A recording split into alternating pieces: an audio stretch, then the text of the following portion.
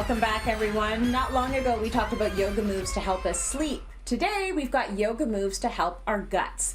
Seth Mohan joins me now with poses specifically aimed at improving our gut health. Hey, Seth, where do we begin? Hey, Tracy, really good to be back here.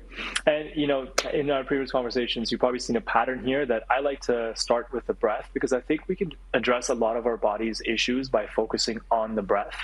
And a lot of times it's stress that actually throws our whole gut biome out of whack, and we can start by de-stressing with a breathing exercise. And the way to get started with that is to sit nice and tall, and then once you're here, you can close the eyes, and we'll take a few breaths here, inhaling in through the nose and exhaling through the mouth. Every time we do a breathing exercise, Seth, I'm like halfway lulled to nap, and it's like, no, we're in the middle of a show. So now that we are breathing right, what's next? So from here, we're going to come into some yoga poses. The thing that you want to try and do is add some compression to your digestive system. So we're going to start off in child's pose. Your knees can be about mat width apart. And then from here, you bring your forehead onto your mat, your chest and belly are resting on your thighs. And what that does is adds a little bit of compression. You want to let your seat drop as close to the heels as it can here. And you might feel that when you breathe deep into the belly here, there's a little bit of restriction. Try to send your breath into your lower back here. Relaxing and breathing as deep as you can.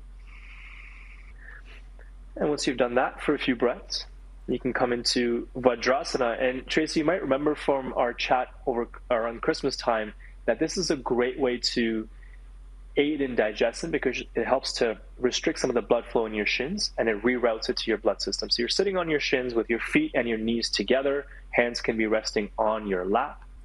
Breathing here, staying relaxed in the low back. And you can also add a couple of twists here. So taking your left hand back, right hand on the opposite knee, inhale to get taller, exhale, twist, breathing into your twist.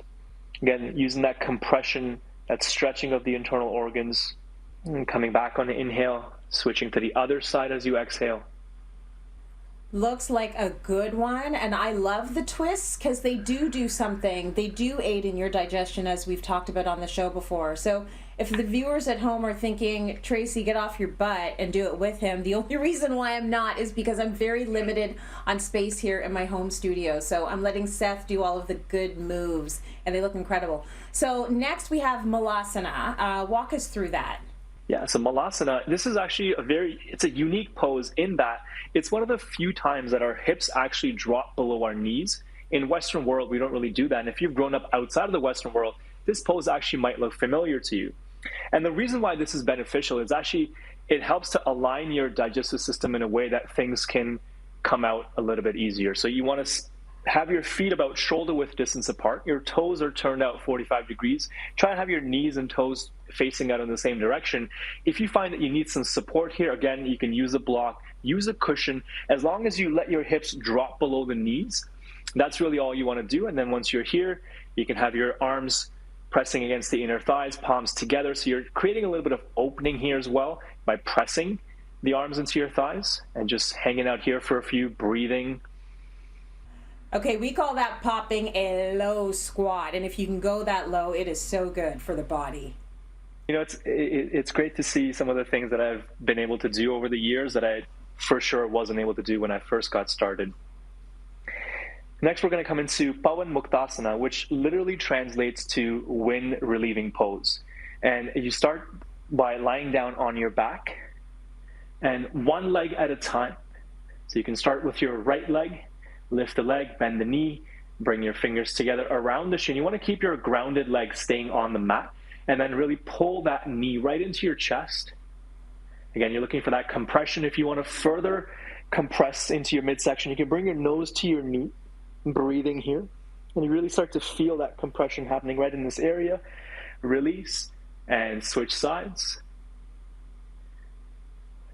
And then releasing from here, if you want, you can let your hands rest on the chest and belly and hang out here for a few breaths in our favorite pose, Shavasana.